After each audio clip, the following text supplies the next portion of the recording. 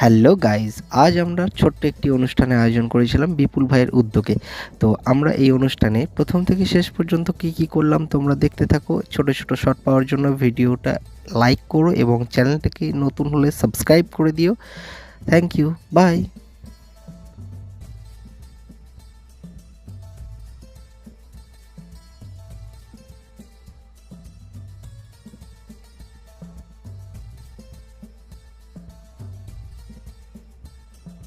সব মাটিতেই তোমার অনশ্বর পায়ের ছাপ, সব রাইফেলে তোমার বুকের বারুদ।